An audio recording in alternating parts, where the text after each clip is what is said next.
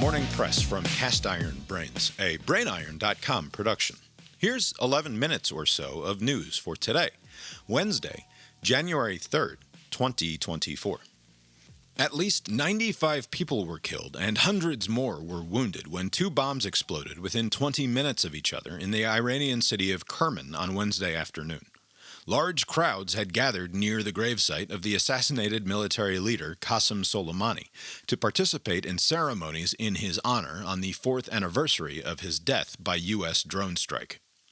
Iranian officials are calling the bombings a terrorist attack, claiming that explosive devices were left by the side of the road that leads to Kerman's Martyrs Cemetery and detonated remotely, but no group has yet come forward to claim responsibility. The bombings are the deadliest such attack in the country since the 1979 Islamic Revolution. The city of Kerman, which is 500 miles or so southeast of capital city Tehran, has not experienced much in the way of terrorist violence in the past, though a stampede of thousands during the funeral procession for Soleimani, who is revered as a martyr by many Iranians, did kill 56 people and injure hundreds more in 2020. Japanese officials released a transcript of air and tarmac traffic control communications for the period of time before the deadly collision between a passenger jet and a Japanese Coast Guard plane on a runway yesterday. The transcript reveals that the commercial airliner had been given permission to land, but that no access to the runway had been granted to the Coast Guard plane, despite its captain's claims to the contrary. Reuters is further reporting that in addition to the pilot's apparent confusion, a notice had been posted before the accident that a strip of stoplights embedded in the tarmac designed to keep pilots from making a wrong turn was malfunctioning. Multiple investigations by Tokyo Police and the Japan Safety Transport Board are underway to determine what led to the accident. State Capitol buildings and other government offices in Connecticut, Georgia, Kentucky, Michigan, Minnesota, Mississippi, and Montana were evacuated on Wednesday after a series of bomb threats were made, but no evidence of explosives or other dangers has been uncovered. The false threats follow a number of swatting incidents against prominent politicians across multiple states last week, though there is no direct evidence that the many different events are being coordinated. Willis Gibson, a 13-year-old from Oklahoma, is believed to have recently become the first person to ever beat the 1989 Nintendo version of the popular video game Tetris. Gibson posted video of the feat to his YouTube channel, wherein he advances so far into the game that the game crashes, something no other human player has ever achieved. Once a player advances past level 155 of the game, there are a number of opportunities for the game to freeze and crash due to limitations inherent to the game's coding and the relatively ancient Nintendo hardware. Until 2011, no one had even advanced past level 29 of Tetris on the NES, which was until that point believed to be the game's functional limit, until a player developed a method of hitting the game controller's buttons faster than the game's built-in speed limit would normally allow. There is a video explaining much of this history linked in the note for this show at brainiron.substack.com. Kim Davis, the Kentucky woman who rose to national prominence in the summer of 2015 when she refused, in her capacity as county clerk, to issue marriage licenses to same-sex couples on personal religious grounds, has been ordered to pay more than $350,000 in damages and attorney's fees to one of the original couples she refused to serve. Davis's attorneys are expected to appeal the ruling. Davis was briefly jailed in 2015 for defying a federal court order to do her job, and Kentucky would eventually pass legislation that removed the name of all county clerks from state marriage licenses in an attempt to get around any personal hang-ups different clerks might have. A brief editorial aside, the Kim Davis saga is a near-perfect lens through which to have any attempt to understand American politics in the 21st century utterly confounded. In other words, it is the whole mess of the confused, contradictory culture war in microcosm. Kim Davis, a lifelong government stooge and nepotism hire who earned 2.5 times the median income of her county when she was elected to replace her mother as county clerk to stamp documents all day long, refused to do her job, and conservatives turned her into a modern folk hero. We are, in many ways, still living in the world that the summer of 2015 created. Updating a story briefly mentioned on yesterday's edition of the Morning Press, the New York Times currently has 9 different stories about the resignation of Harvard University's president, clickable from its homepage. That's 9 unique pieces published in just 24 hours. On this day in history, 503 years ago, January 3, 1521, Martin Luther was excommunicated from the Catholic Church by Pope Leo X, inadvertently setting the table for the Protestant Reformation, the Enlightenment, the American founding, and the end of history. The jury is out on whether or not this was a good move.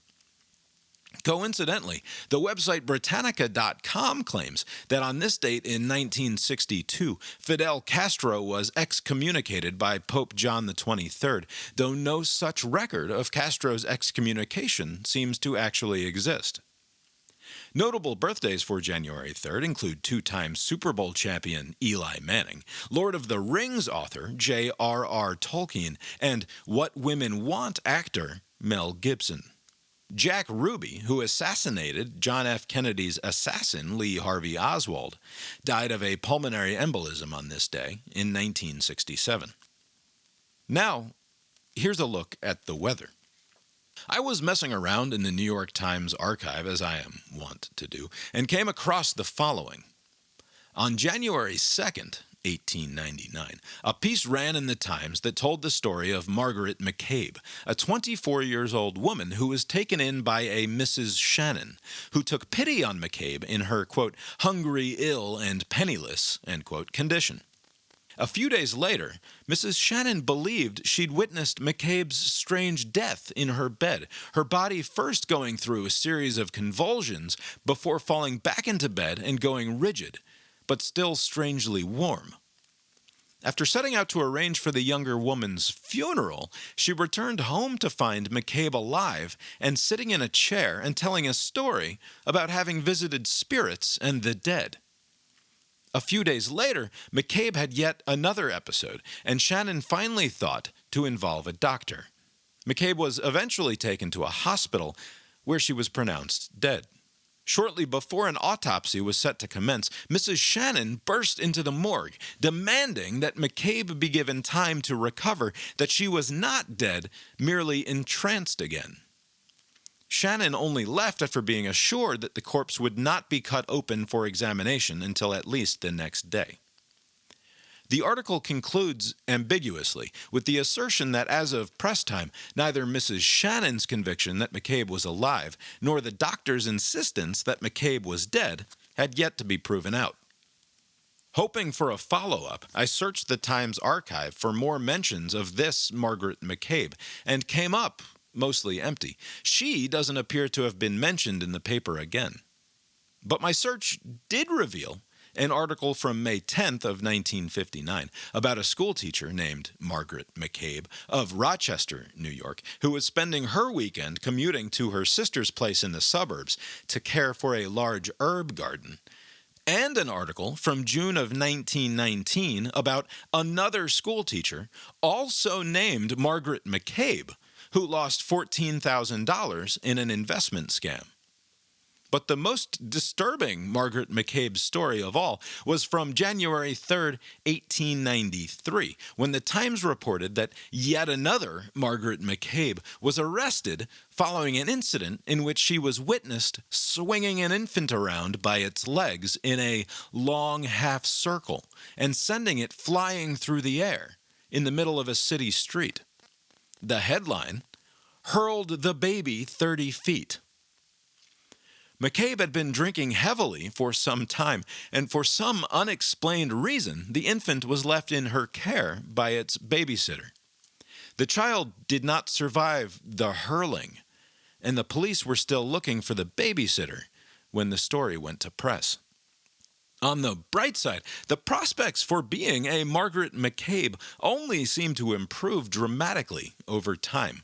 From being an accused drunk baby murderer in 1893 to being possibly undead yourself, to having a substantial portion of your life savings lost in a scam, to growing herbs outside your sister's place in the burbs, to, finally, in May of 1961, an engagement announcement. This is what happens when you search the New York Times archive for Margaret McCabe. Don't muck about in the New York Times archive, is what I'm saying. That's the weather from here. How's it look out your window? The Morning Press is a production of the BrainIron.com multinational media empire. Please direct comments and complaints to brainironpodcast@gmail.com or visit the website at brainiron.com. For a transcript of today's episode and links to the stories referenced, find The Morning Press at brainiron.substack.com, where, if you would like to support this and other endeavors of the BrainIron.com media empire, you can also become a paying subscriber.